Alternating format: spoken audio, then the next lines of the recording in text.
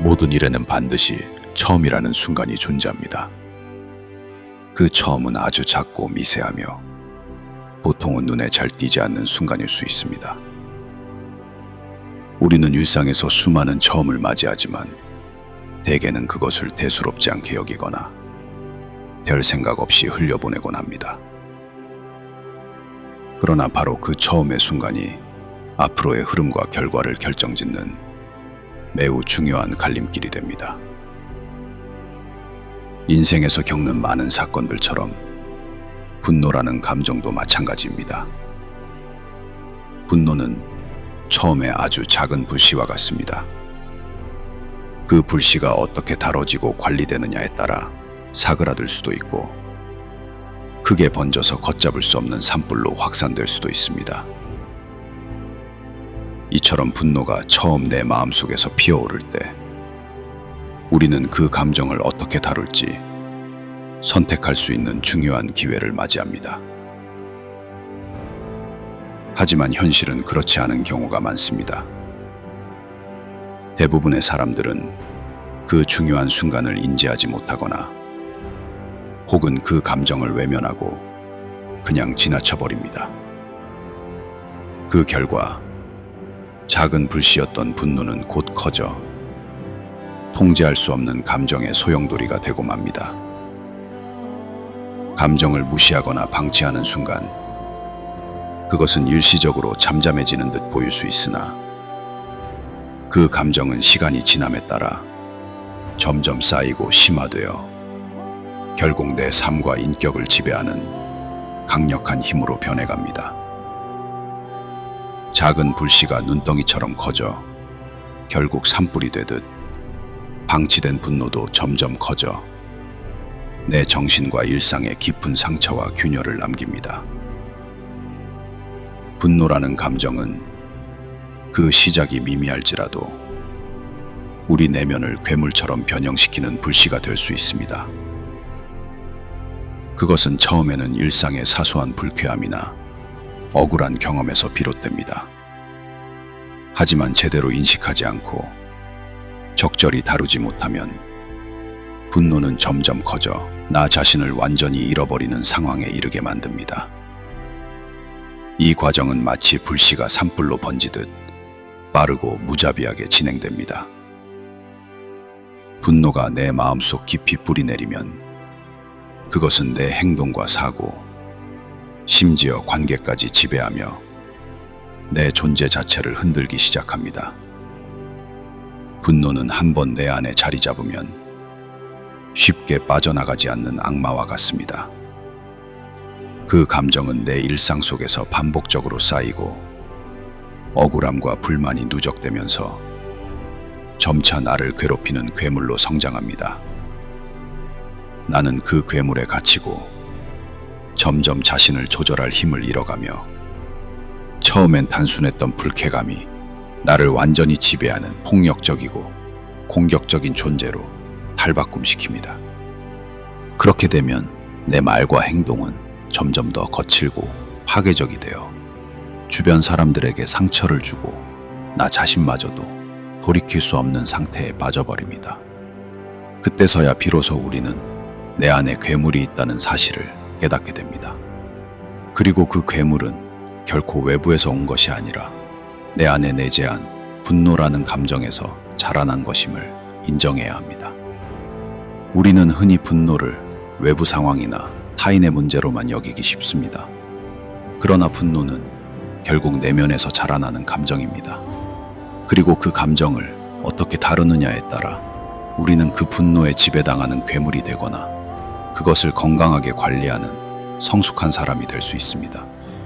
분노를 방치하는 것은 내 내면을 잠식하는 독과 같습니다.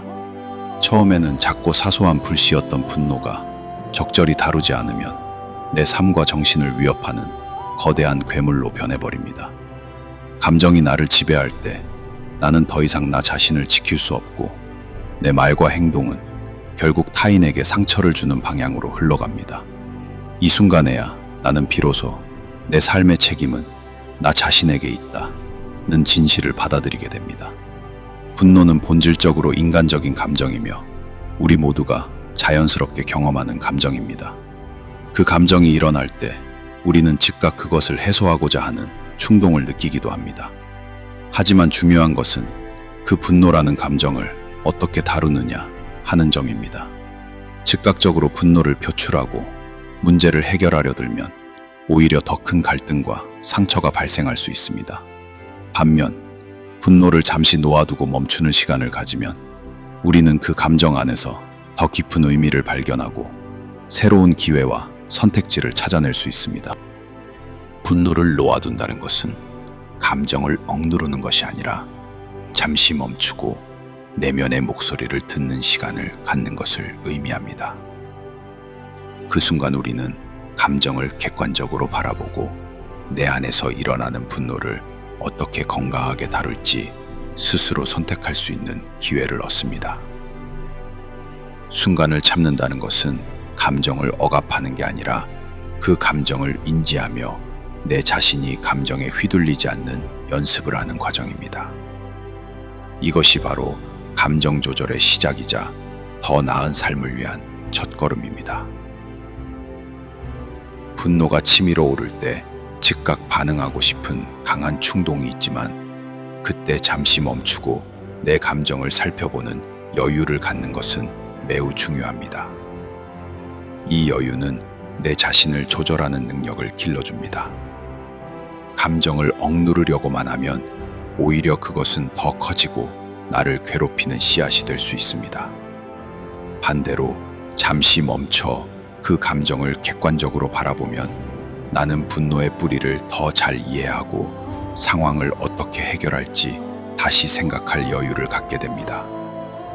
이렇게 하면 분노에 휘둘리지 않고 더 현명하고 성숙한 행동을 선택할 수 있습니다. 분노를 놓아둔다는 것은 감정을 무시하거나 억누르는 행위가 아닙니다. 오히려 그것은 나 자신을 놓아주는 행위입니다. 분노라는 감정은 내면에서 보내는 신호이며 그 신호가 의미하는 바를 알아차리고 그 감정을 어떻게 표현할 것인지를 선택하는 중요한 과정입니다. 분노를 놓아둠으로써 나는 내 감정에 휘둘리지 않고 그것을 건강하게 다루는 성숙함을 갖게 됩니다. 이 과정에서 나는 왜 분노를 느끼는지 스스로에게 묻고 내 욕구와 경계를 더 명확히 인지하게 됩니다. 이런 자기 이해가 깊어질수록 나는 더 나은 결정과 선택을 할 수 있게 되고 내 삶을 스스로 통제할 수 있는 능력이 자라납니다. 더 나아가 분노를 놓아둠으로써 우리는 새로운 기회를 발견할 수 있는 힘을 얻게 됩니다.